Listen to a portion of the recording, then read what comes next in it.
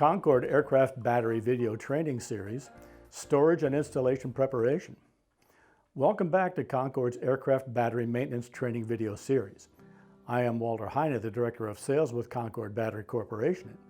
In this video, our Vice President of Advanced Battery Technology, Dr. CABVTS, will be taking us through important instructions for storing batteries and preparing them for installation. Hello, Walter. Thanks very much. You're welcome, Dave. To get the ball rolling, would you please explain why it is important to properly store an aircraft battery and how to accomplish this? Of course.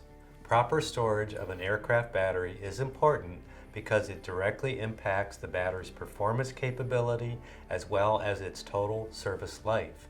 To understand this, let me describe what happens to the battery during storage. When a battery is in storage, it gradually loses charge even though there is no load on the battery. This process is known as self-discharge and is illustrated in the chart shown on the screen. The capacity retention ratio, or state of charge, decays with time, and the rate of decay is strongly affected by the storage temperature. The higher the temperature, the faster the battery loses its charge. As the battery self-discharges, the plates become sulfated and the internal resistance of the battery increases. If the sulfate level in the plates gets too high, the battery will take a lot longer to charge and will not last as long. To actually see sulfation, take a look at the high magnification photos of sulfated plates and unsulfated plates shown on the screen. The photo on the left shows the sulfated plate with large sulfate crystals. This is what causes the high resistance in the battery. To prevent the sulfate levels from getting too high, the battery needs to be boost charged to get it back to 100% state of charge. The photo on the right shows the plate after charging, which erases the sulfate crystals.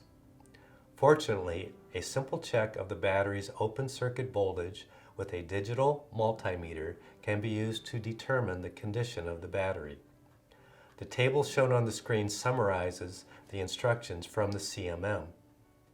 A fully charged battery will have an OCV of about 13 volts for a 12-volt battery and about 26 volts for a 24-volt battery.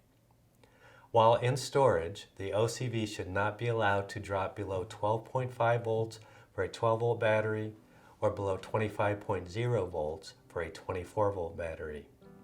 The OCV should be checked every 2 to 4 months depending on the storage temperature.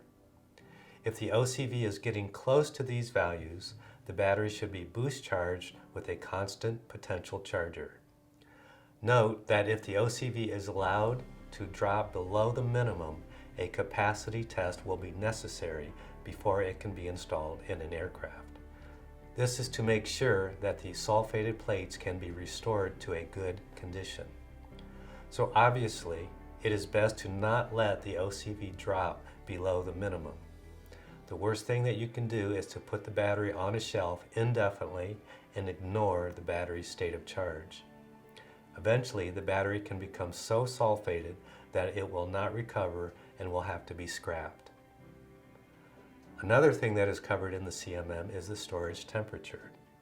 Ideally, the storage temperature should be below 68 degrees F or 20 degrees C. Referring back to the capacity retention chart, you can see why cooler temperatures are preferred. At 20 degrees C, it takes about 15 months to reach 50% state of charge.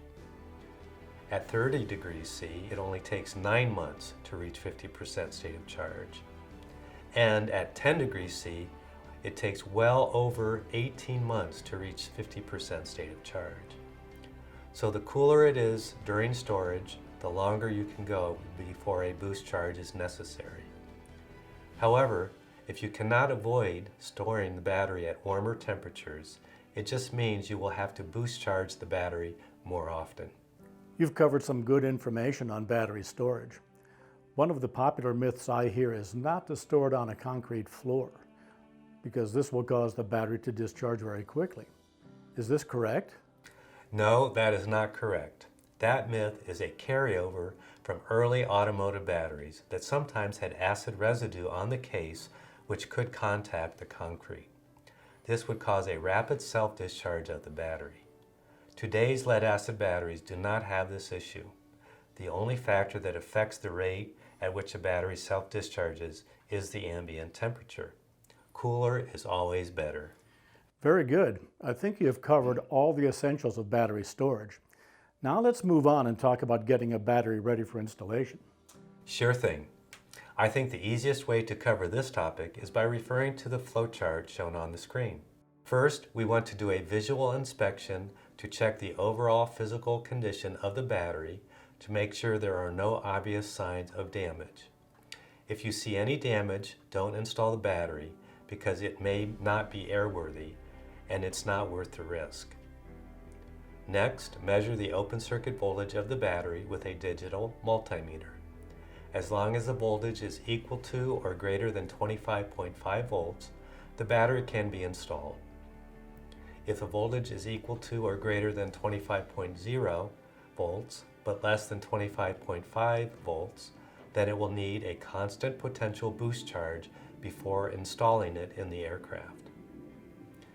If the voltage is less than 25.0 volts, then you will have to charge the battery at constant potential and follow that up with a capacity test. As long as the battery passes the capacity test, it is acceptable for aircraft installation. Note that for a 12-volt battery, all of the voltage requirements are cut in half.